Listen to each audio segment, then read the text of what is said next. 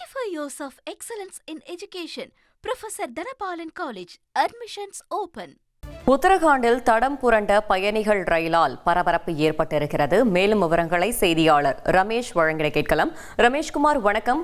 அதில் எவ்வளவு பயணிகள் பயணித்தார்கள்? அவர்களின் நிலை தற்போது என்னவாக இருக்கிறது? முழு தகவலையும் சொல்லுங்க. அதாவது உத்தரகாண்ட் மாநிலம் ரிஷிகேஷில் யோக் நாகரி ரயில் நிலையம் என்கிற ஒரு ரயில் நிலையம் இருக்கிறது. அந்த ரயில் நிலைய பகுதிகளில் காலியாக இருந்த ஒரு ரயில் பெட்டியை வேறு தண்டவாளத்திற்கு நகர்த்துகின்ற போது திடீரென அந்த ரயில் பெட்டி கட்டுப்பாட்டை இழந்து ரயில் நிலையத்தினுடைய சுற்றுச்சுவரை உடைத்துக் கொண்டு தண்டவாளத்தை விட்டு தடம் புரண்டிருக்கிறது.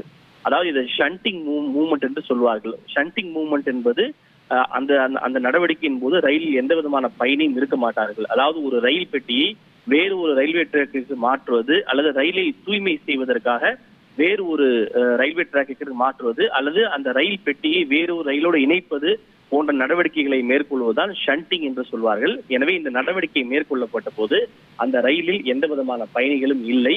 அந்த ஷண்டிங் நடவடிக்கையின் போது திடீரென அந்த ரயில் பெட்டிகள் கட்டுப்பாட்டை இழந்து ரயில் நிலையத்தில் இருந்த சுவரை உடைத்துக் கொண்டு தண்டவாளத்தை விட்டு வெளியேறி அது தடம் புரண்டிருக்கிறது. மொத்தம் அந்த ரயிலினுடைய 3 பெட்டிகள் தடம் புரண்டிருக்கின்றன. இதனால் அந்த பகுதியில் ரயில் போக்குவரத்து பாதிக்கப்பட்டிருந்தாலும் அந்த நேரத்தில் அந்த ரயிலில் எந்த விதமான பயணியும் இல்லை என்பதால் இதனால் யாருக்கும் எந்த விதமான காயங்களோ அல்லது உயிரிழப்போ ஏற்படவில்லை என்று தெரிவிக்கப்பட்டிருக்கிறது. தகவல்களுக்கு நன்றி ரமேஷ்குமார்.